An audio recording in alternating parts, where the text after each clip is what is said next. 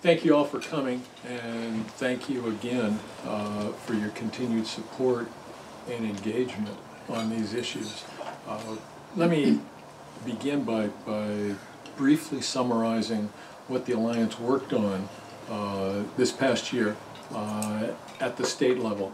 As you know, we focus on state regulation and the various ancillary committees that are a part of the state regulatory environment, such as the Diablo Canyon Independent Safety Committee.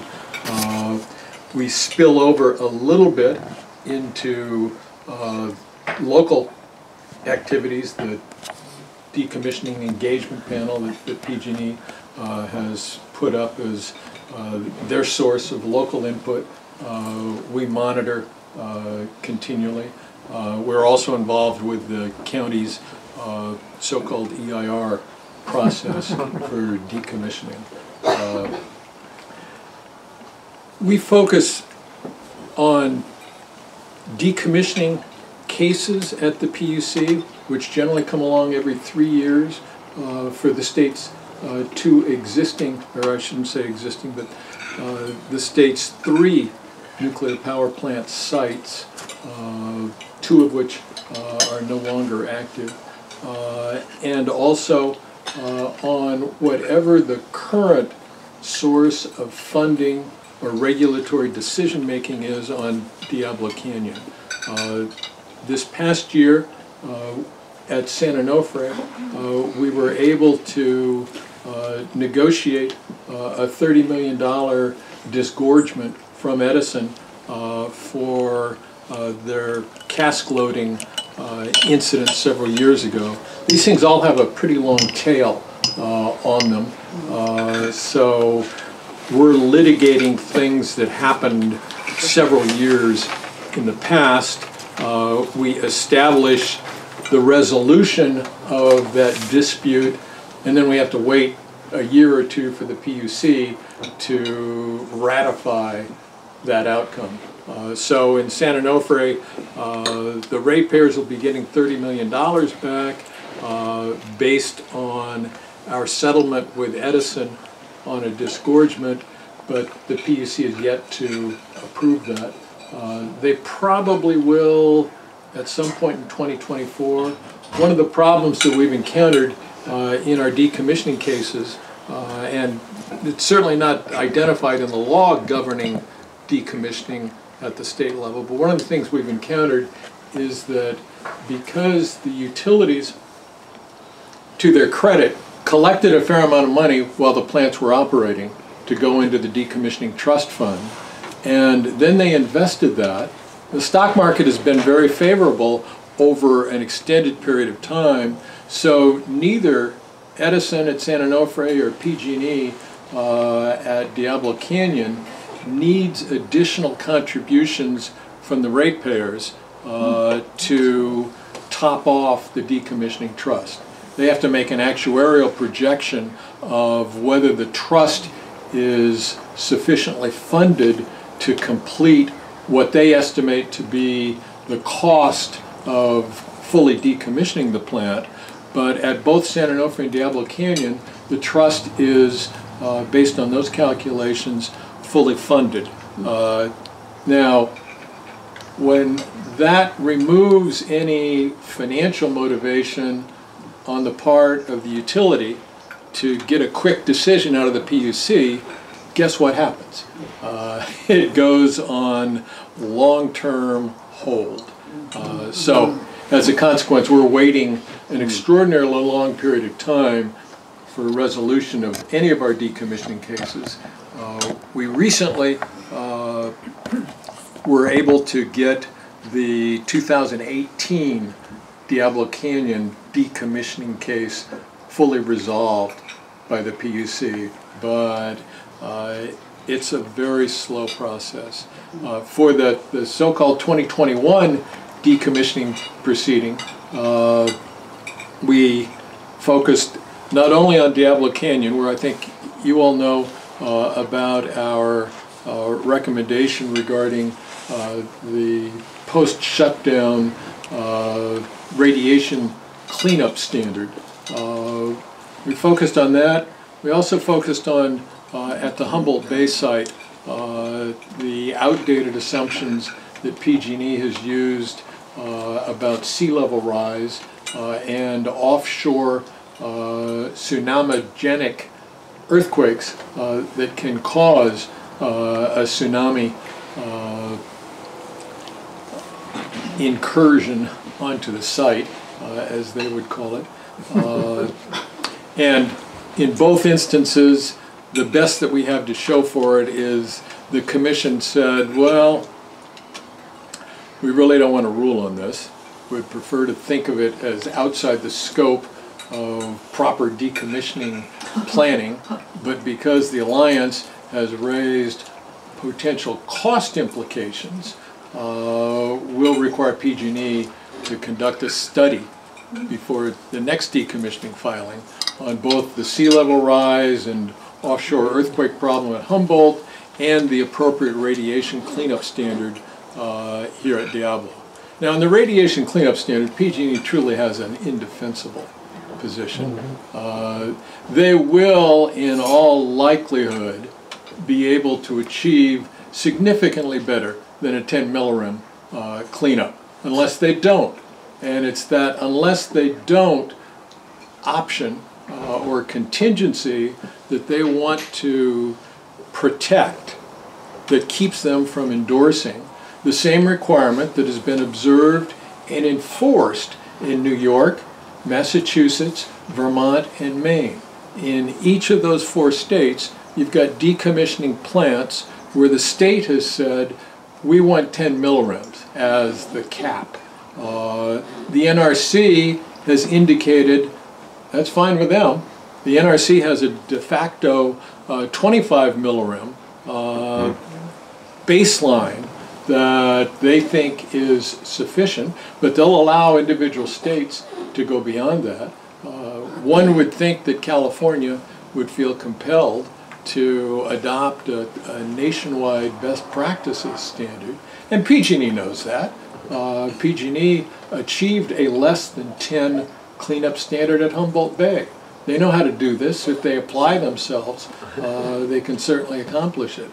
But if left to their own devices, our concern is a repeat of the San Bruno situation when they were left to their own devices about gas pipeline inspection, or the Paradise situation when they were left to their own about maintenance practices on their transmission system. So we think the state ought to require the best practices standard. We also think that if they don't do that and make it clear that they're going to do that pretty damn quickly, that it will simply add to the costs of decommissioning because it will be a prolonged controversy as to what the appropriate standard should be. PG&E knows all of these facts. They don't really have any disagreement with them. They just have the position that, well, you can't make us do it yet, so we're going to resist having our optionality taken away for as long as we can. This is an issue in the county's EIR for decommissioning. We raised the point with the county that, you know, other states are expecting more, and frankly, because PG&E and the decommissioning engagement panel have advocated repurposing the site, potentially with a campus for Cal Poly San Luis Obispo on site. PG&E acknowledged in their report about repurposing that they submitted to the county that, you know, public perception of site contamination could really limit some of our repurposing opportunities. Well, that doesn't really surprise me. When I went to college, I never had a discussion, never heard of a discussion about radiation standards on campus. I have a nephew that went to MIT, and they've got a reactor right in the center of their campus. And I asked him, I said, Glenn, you guys ever discuss what the radiation standard was on campus? No, never came up. I can assure you it's going to come up at the Cal Poly San Luis Obispo satellite campus if they ever get that far. Now, given your county leadership, I would expect we will lose at the EIR level, which is part of our plan because we want to appeal that to the Coastal Commission. And the county's EIR is automatically subject to appeal to the Coastal Commission. We want to get Diablo on the front burner, if you will, at the Coastal Commission as soon as we can. And unfortunately, PG&E knows that as well. And I was talking with Eric earlier as to whether or not he thinks the county is likely to release this draft EIR at any time in the foreseeable future because it's arguably moot if they're going to relicense the plant. They've already spent a lot of money filing for their relicensing. That EIR that they've spent so much time and the county has spent so much effort processing is not going to be worth anything 5 years from now or perhaps 20 years from now. And PG&E has not reconciled that conflict. Their position right now, and it has been for the last year and a half, we want to keep things on a parallel track. The option to extend operations, the option to decommission the plant. Both are parallel status until we decide otherwise. So those are our decommissioning activities. Eric? Yeah, and I might just, from the conversations and ear to the ground that I've had, the closest I can come to a prediction on the question of to release in the near future or not to release in the near future is I get the sense that it is being actively debated at the staff level at this time. I cannot predict an outcome, but I do believe that what you're talking about is all considerations that both PG&E and the county staff are aware of, and of course they're also aware it's an election year. And, so it could go any direction at any time, and that's about all I can offer by way of a forecast. And I don't have anything better to add in terms of predictions there. It's just impossible at this point to know. Is there a timeline on that? No, I think that at some point the county needs a rationale for why they're holding it back. I don't know how many comments they got or how broad those comments were. There are plenty of reasons why they could choose to decide that, well, things have really changed and we need to supplement the analysis that we did. We didn't know about this embrittlement, for example, or we didn't know about Dr. Peter Bird and what he's raised in terms of seismic risks at the site. They can come up with all sorts of rationales as to why they should spend more time before they issue a final EIR. But at some point, the money clock is running, and PG&E really is duty-bound to tell them, okay, we're not going to go in that direction. We've got all of our application documents pending at the NRC. Would prefer to go that route. Which would lead to the dismissing of some of the staff, county staff that PG&E is paying for. Yes, indeed. And so the decision will probably be made soon, and if it is released, it will probably be early next year.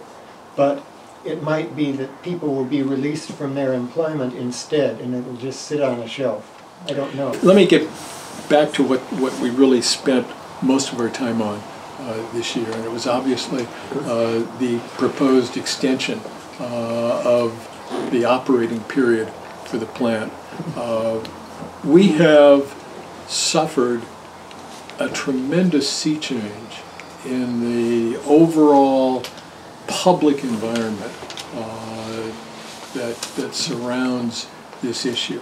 Probably first and foremost, and what most people don't recognize the impact of, there is no press corps interested in covering this issue any longer.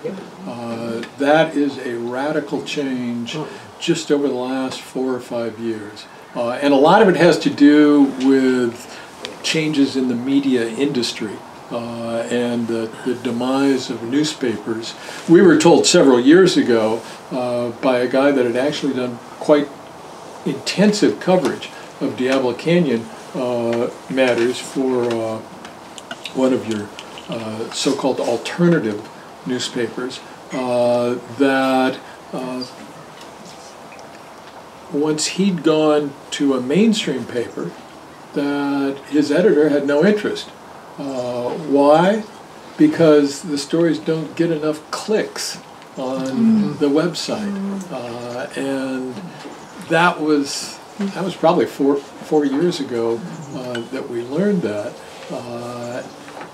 Things have only gotten worse since, and I think that the problems that we experienced in 2022 with Gavin's turnaround is entirely a function of that. Say what you will about Gavin Newsom, I will tell you, in my experience, he's not only the worst governor of my adult lifetime, but the best political calculator in that office in my adult lifetime. This guy knows exactly where the bread is buttered and what opportunities it creates and what limitations it creates as well. And in 2022, those factors all bunched up against us and enabled him to railroad through the legislature a bill that we've spent the last year and a half trying to both unravel and implement. The legislation, SB 846, has a very complex set of analyses and off-ramps before the state makes what will in fact be the largest commitment to a single energy project in state history. PG&E has acknowledged that in terms of the ratepayer obligation, it's going to be $8.1 billion over the course of 5 years. Now that's a 56% increase from what they originally told the PUC. And that is, as we told the PUC in oral argument, that's a red flag that ought to be visible from outer space. 56% is more than just innocent error or forecasting inaccuracy. $8.1 billion is a larger chunk of money going to any single energy project than the state has ever been called upon to approve at once. And that's PG&E's number. TURN says that the real number is $2.1 billion above that, because PG&E has not included the various tax expenditures that they will collect from ratepayers as a consequence of extending the plant. So it's an $8 to $10 billion adventure that we're about to launch onto. And to that number, I would add, although nobody seems to be concerned about it, and certainly not anybody in Sacramento, but I would add the $1.475 billion of so-called forgivable loan that the taxpayers have been done for to give to PG&E. So after a while, you're talking about some real money, and the PUC is duty-bound to either pull the plug on that or to rationalize why that's a good idea. They need to be able to explain that it was reasonable to commit all of those resources to this particular plant. Now, the legislation, SB 846, tries to minimize the PUC's role. And as somebody that for years and years and years has tried to minimize the PUC's role. I recognize that when I see it, and I know that it pisses people off at the PUC. So much of our effort this past year has been trying to reinforce the staff at the PUC as to how they shouldn't sit back and take this. They really ought to stand up. They ought to apply the criteria that they think they've applied in other resource planning issues. They flipped most of the responsibility in the legislation to the State Energy Commission.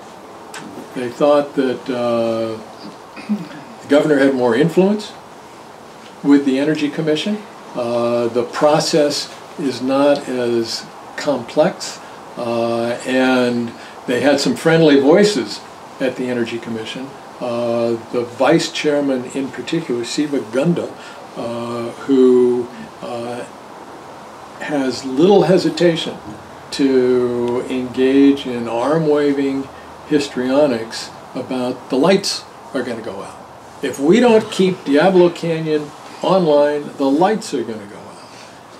And they date that recognition to September of 2020, when in fact, due to some operational errors at the ISO in their software and some planning errors on the part of both the PUC and the Energy Commission, we fell about 500 megawatts short, and in fact the ISO did start rolling blackouts for 2 nights at various parts of the state in 2020. They compound that with the fires that in 2022 for a period of time caused the transmission interconnection with Oregon to have to be shut down. Unclear to me how long that line was actually shut down, and in terms of the impact in the ISO's grid, it was about 3,000 megawatts. On a statewide basis, if you include the municipal utilities, it was 4,000 megawatts. Neither of those two scenarios fall outside the traditional once in 10 years planning criterion that the electrical industry in North America uses for reliability purposes. Both of those scenarios, the 2020 and the 2022 scenario, are what's considered extreme events.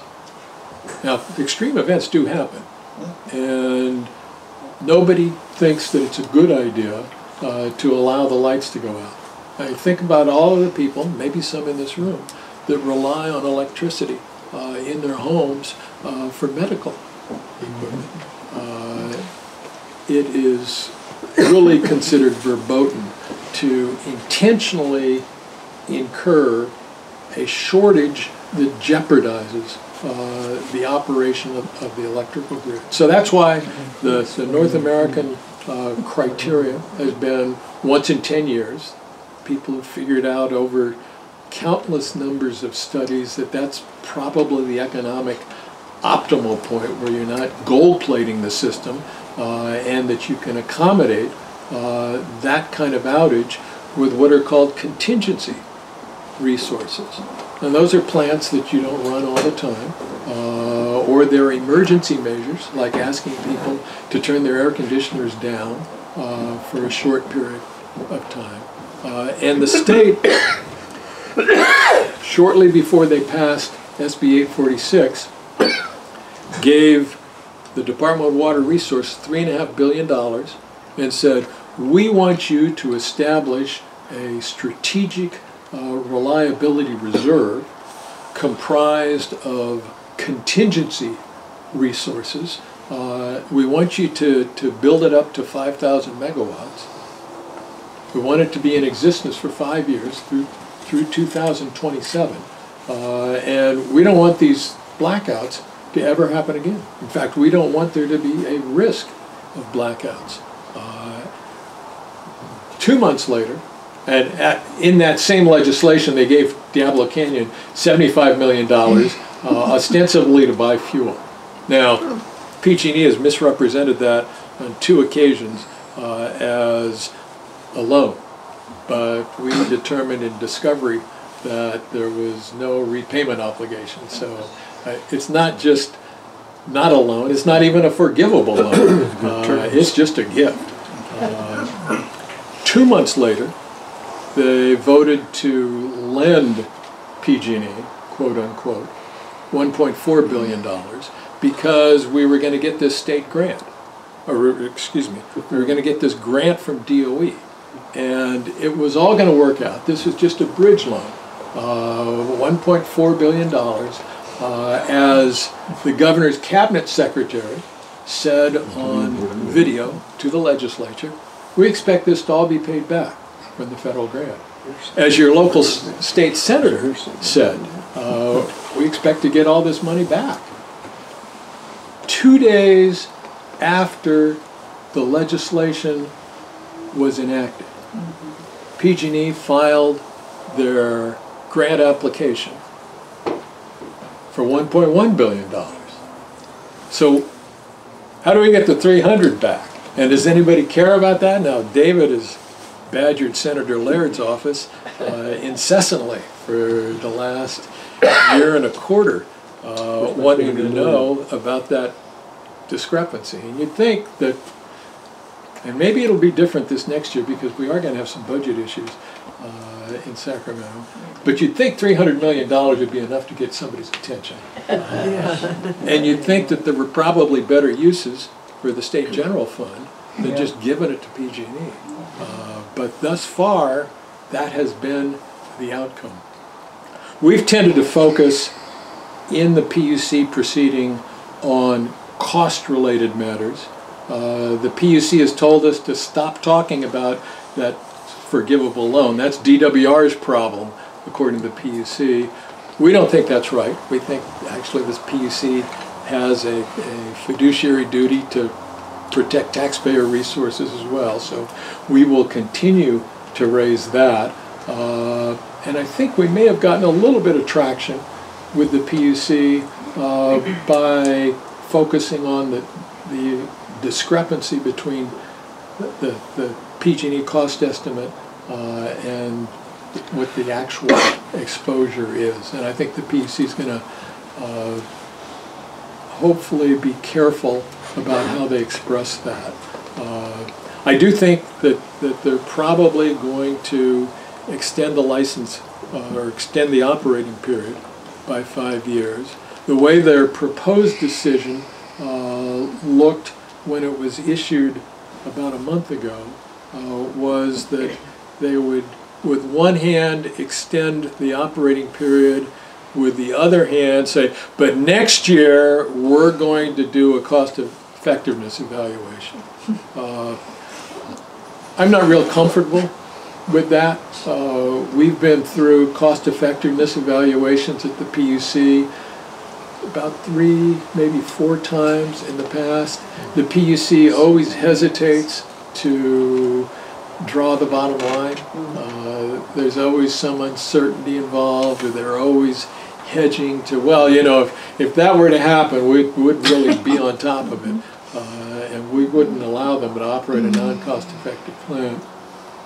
PG&E has acknowledged in their DOE grant application that they experienced in the last 5 years on record more than $2.1 billion of, quote, above market costs, unquote. John, could you give a quick definition for what does above market? What time period was that?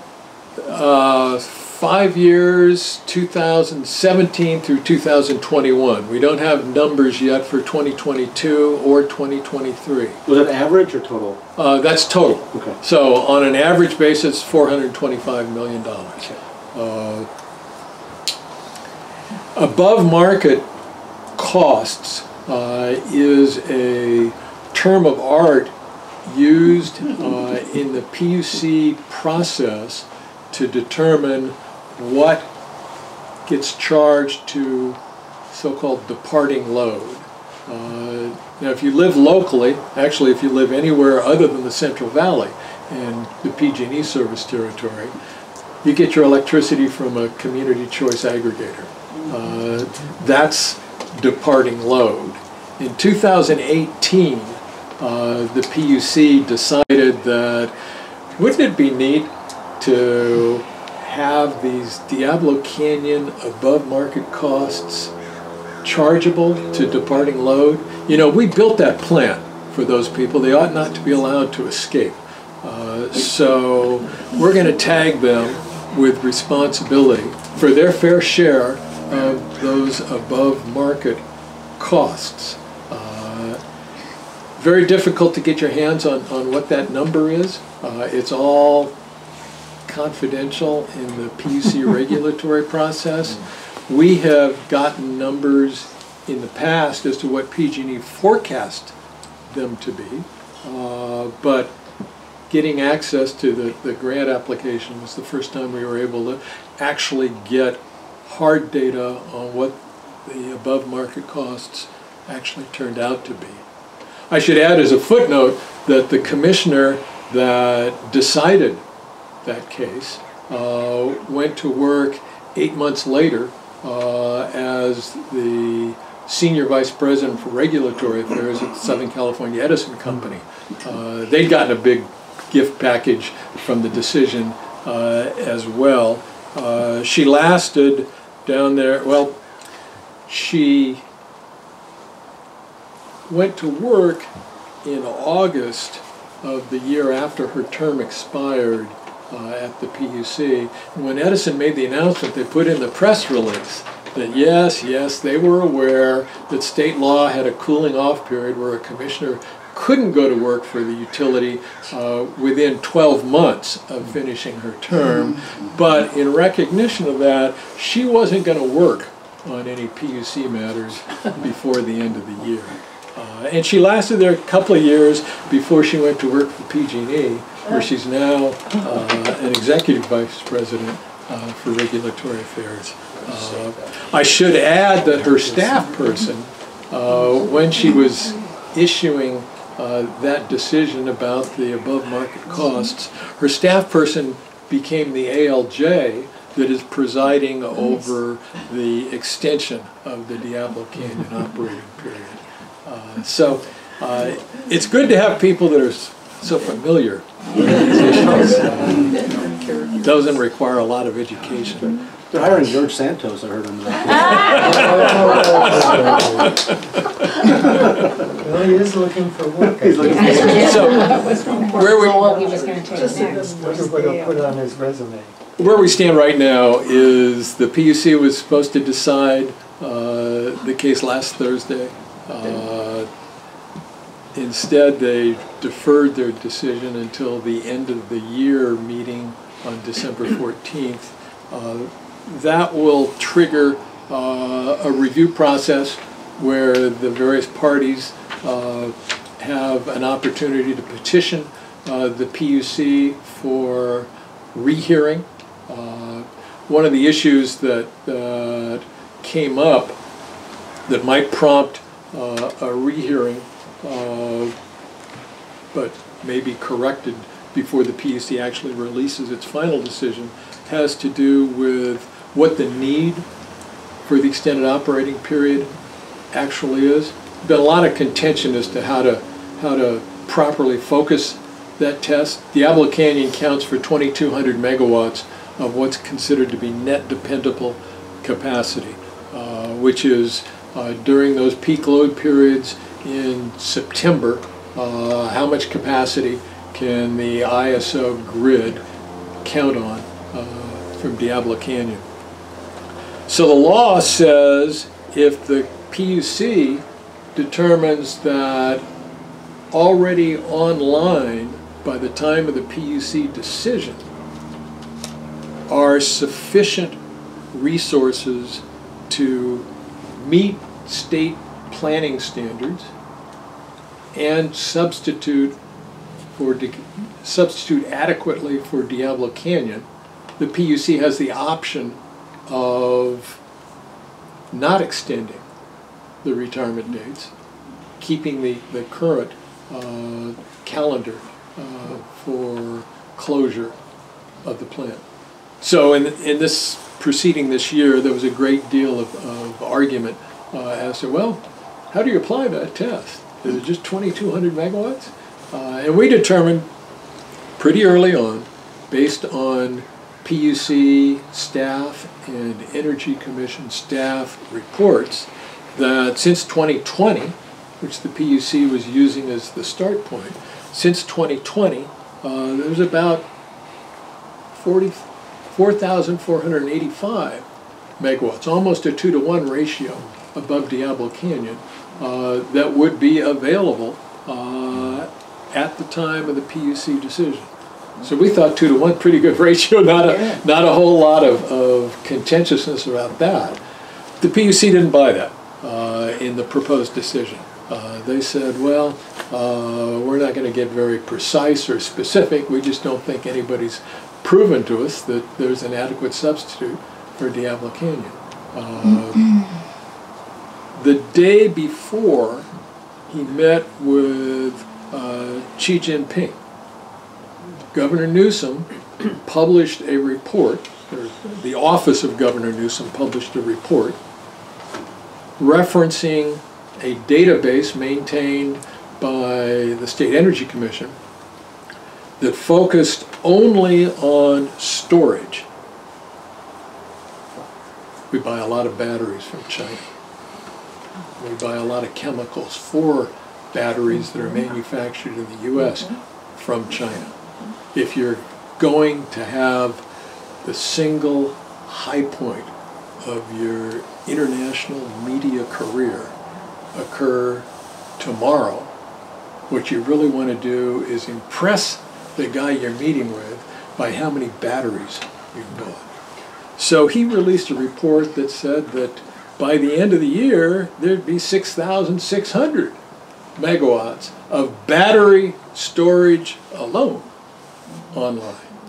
So we filed a request that the PUC take official notice of that fact. Seemed like a reliable source, and truthfully, whether you consider GAV to be a reliable source or not, that's probably the single most vetted number of any number that's ever come out of the governor's office, given the scrutiny that he was under in that appearance. One question on that number. What assumptions does it make about rapidity or not of vehicle electrification? Because that concern is often thrown in the way of any number that would otherwise be reassuring. No idea. No What's the idea word? at all. Rapidity? What? How fast we would be scaling up the electrification of cars, vehicle fleets, etc. Because I know the State Water Resources Control Board used that as their excuse for extending the waiver not only of Diablo, but of 4 gas-fired plants in Southern California that had huge environmental injustice implications. That's a rhetorical concept That's in my Sacramento. understanding, but has anyone quantified it so that it's not just rhetoric that gets in the way of any rational decision-making? There's a number somewhere in the Energy Commission's demand forecast, but it's not a bulletproof number. I think the last time they did it was 2022, prior to the radical revision of population statistics by the Department of Finance. So it is in fact a quantifiable number. The quality of the estimate is subject to some question, but that has not stopped the various state agencies from using it as a rhetorical device, because all the cool kids are in favor of electric vehicles. And everybody other than shareholders of the U.S. manufacturers thinks that electrical vehicles are going to come on us very quickly. They may. They'll probably be Chinese vehicles if they do. And it remains to be seen whether the U.S. is going to be comfortable with that. But the test in SB 846, other than this qualitative adequately substitute for Diablo Canyon, the test is incremental.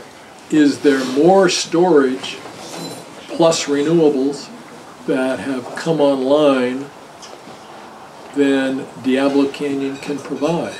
And how much more does there need to be before the PUC is, quote, comfortable, close quote, with that margin?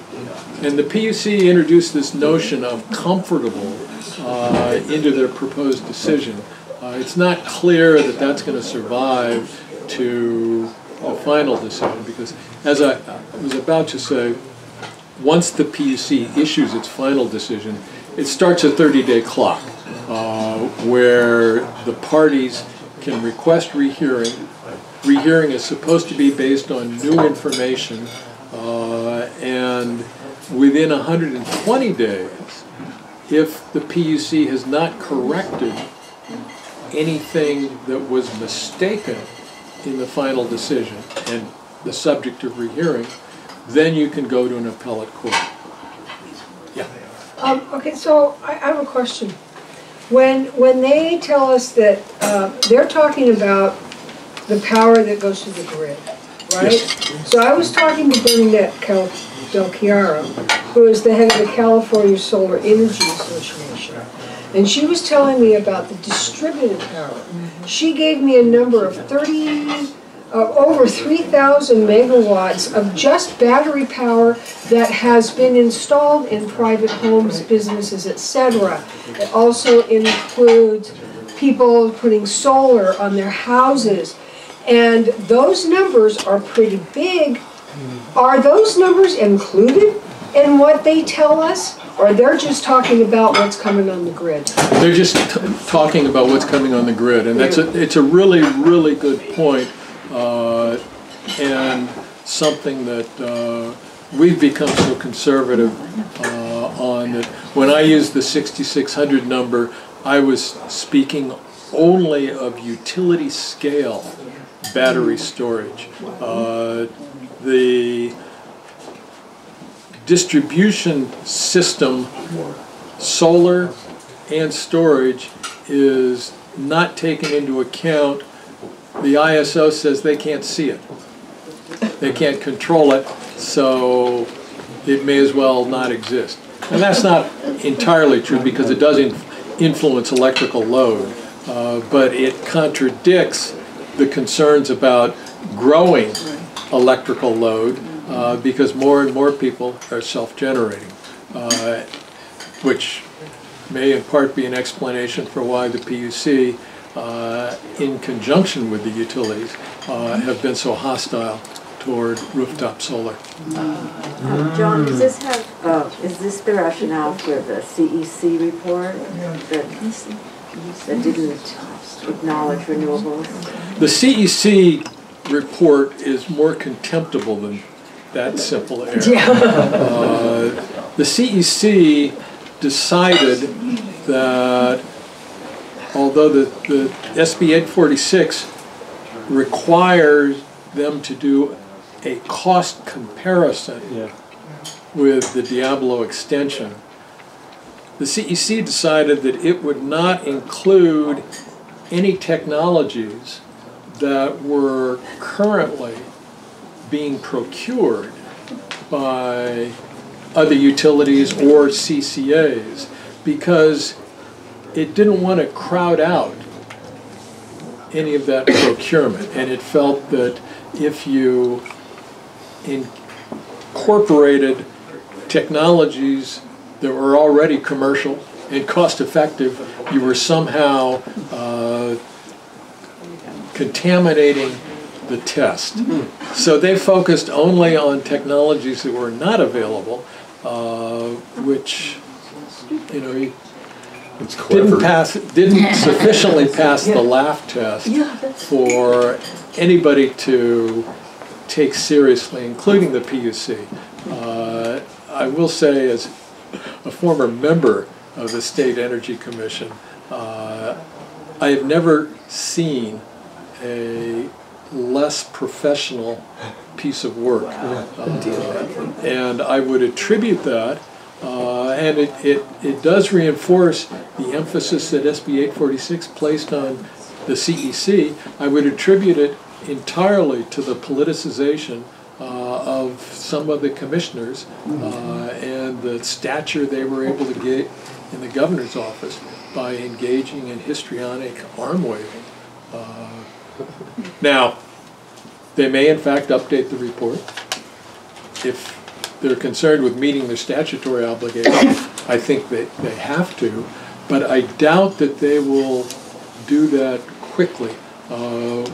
Even more illogical than excluding all those technologies that have proven themselves in the market was the fact that the cost assumption they used for Diablo Canyon was based on PG&E's original estimate, which PG&E subsequently increased by 56%. That increase took place 60 days before the CEC ever released their draft report.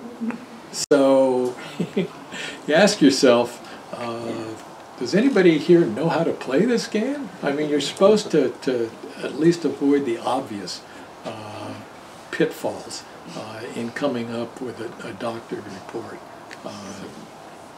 And I think that if they're going to update the report at all, and personally I think they're more likely to just abandon it, hopefully people forget about it. If they're going to update it, they will probably wait for PG&E's updated analysis in the end of March 2024.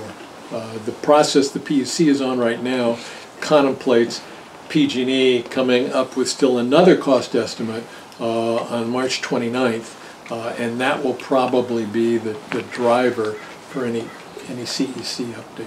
John, I've always had kind of concern around compliance with the because I haven't read through the legislation, compliance with the legislation. Is there a litigation pathway here around compliance? I think I would characterize those various issues as interesting background facts that you're trying, because I do think several of the parties will likely file writs of appeal.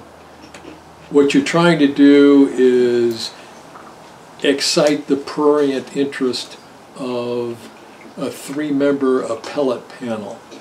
And what you're up against is an extraordinary record of deference to PUC decisions by the courts.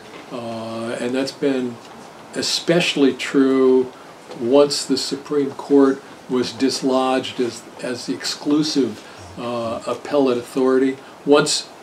And the utilities sponsored legislation in the mid-1990s to accomplish this, but rather than go to the state Supreme Court with an appeal, legislation now enables the appellate courts as the venue for appeal.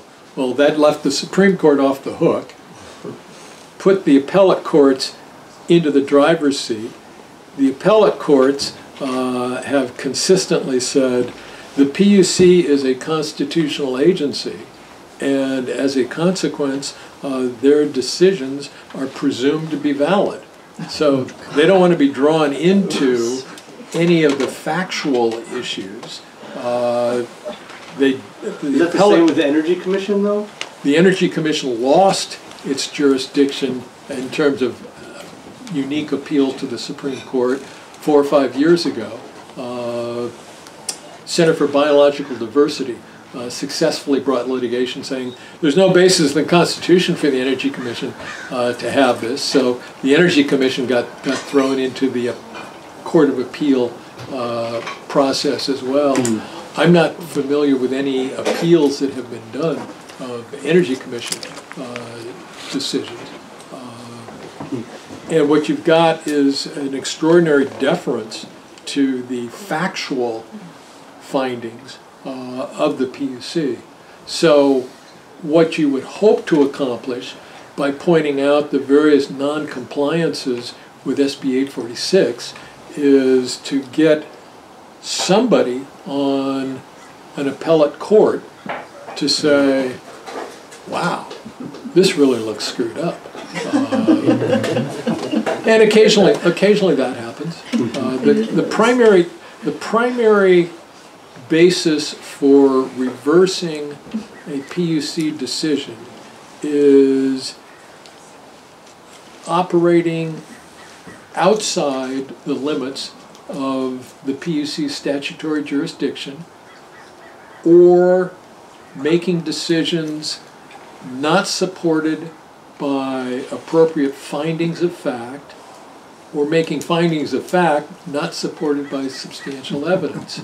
So it becomes a reductionist process pretty quickly. If you've got multiple examples of how this report wasn't done, that report wasn't done, this report wasn't updated, you start to build a case that the decision has been made outside the limits of statutory authority.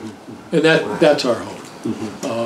An example being, if in fact they don't grant the request to take official notice of Gav's report, it will be arbitrary and capricious on their part for not granting that request. Comes as a surprise. Yeah, you know, I think what you have to keep in mind is from the very beginning, when the Public Utilities Commission was established, the core responsibility has been safeguarding the financial wherewithal of the utilities. It's the only way we get electric and gas and telephone services, is having utilities that are financially solvent. Now, PG&E's proven that you can go bankrupt a couple of times and still stay in business. But one of the Newsom administration's principal accomplishments has been shepherding PG&E back into financial sobriety, I guess. I'm not certain that they're sober yet, but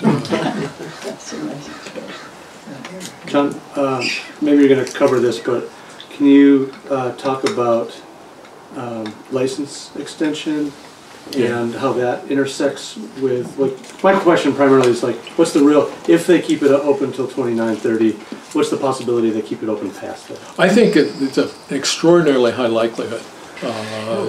We pointed out in the predecessor proceeding to this one that is currently pending, that Tom Jones had publicly said, and this was a year ago last October, that they were considering applying for a 20-year extension. We pointed out to the PUC, look, they're lying. The law says 5 years. These guys are already talking about 20. And the PUC said, and in fact, I think the ALJ was shocked to hear that. The PUC said, hey, the legislation says 5 years. All of the numbers are going to be based on 5 years. All of your cost recoveries are going to be based on 5 years. They put that in their decision. But it's in the statute as well. And that will only apply until it doesn't apply anymore. And it's an easy thing to change. And if you in fact think PG&E would extend for 5 years, why wouldn't they go for longer? Now, I tend to be a bit of a contrarian on that, and my position is probably too nuanced, but I actually think SB 846 is not consistent with PG&E's best financial outlook over the long period of time. They get $100 million, which is indexed to inflation, but they get $100 million a year for their shareholders. They incur a significant level of risk. People at the plant don't think so, but if you talk to the people in San Francisco responsible for the financial side of the shop, they recognize that the market certainly thinks that there's risk associated with an aging nuclear plant located where this one is, when certain vendors refused some number of years ago. I guess it was Westinghouse that said, thank God we're not designing our new reactors to meet California standards because of seismicity. So I'm not convinced that Patty Poppe or whoever her successors are, or the CFO over the long term would think this is a great profit-making opportunity. They would have to change those provisions of SB 846 to go beyond 5 years, in my judgment. And I think those might be kind of hard to change. One of the things PG&E is doing, and I don't want to get too far into the financial weeds, but they've bragged at each of their last 3 quarterly financial briefings of the Wall Street analysts of how they are able to save, after inflation, 2 to 3% on their O&M budget, operations and maintenance. This is company-wide, not just Diablo Canyon. Company-wide, they are able to reduce their operations and maintenance budget by 2 to 3% after inflation. What that means is that they inflate the number they get the PUC to approve, and then they cut and redirect that 2 to 3% into capital investment where they can earn a return on it. So it's just a disguised way of padding their financial returns. Everybody does it in the utility business. They're doing it a little bit better than most because their expenses are so bloated and the PUC is so lax.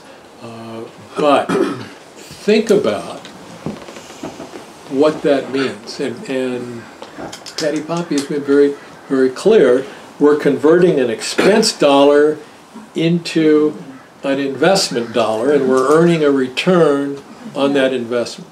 So SB 846 comes along and says, you fully depreciated the plant, you can't earn any more return on the investment, but we'll reimburse all of your expenses. We'll take a generous view toward what your expenses are, and we'll give you $100 million of profit on top of that. My guess is that that's not sufficient from a Wall Street perspective over time to lift the company up to where the shareholders want it to be.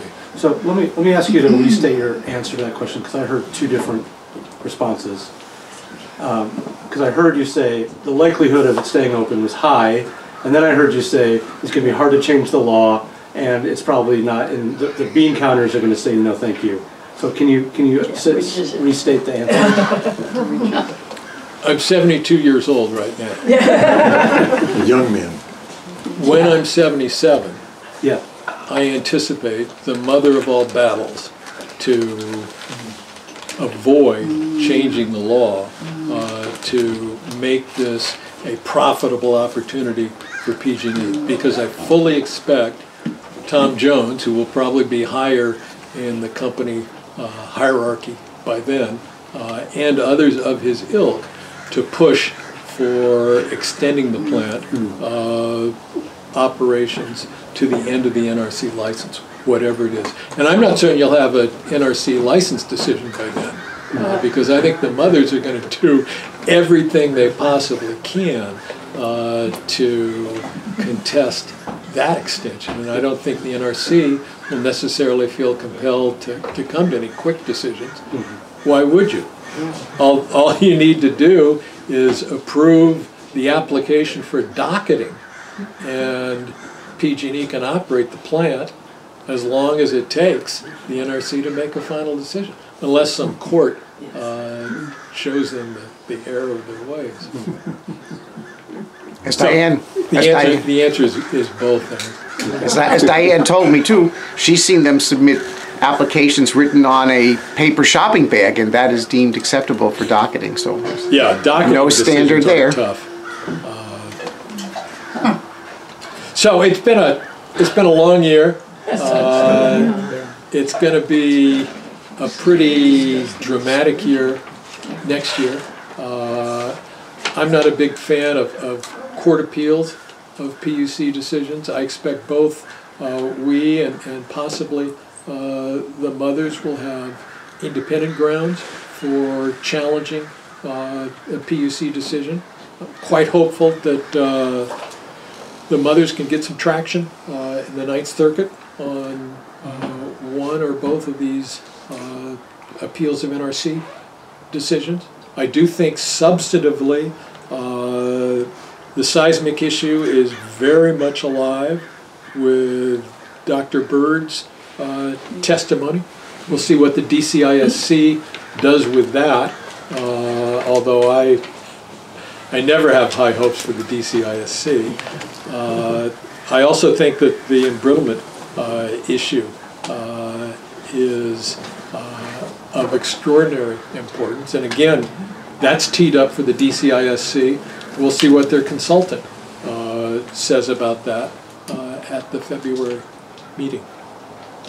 You know, I guess I would point to those two issues as the most likely to make a major difference in the decision-making process.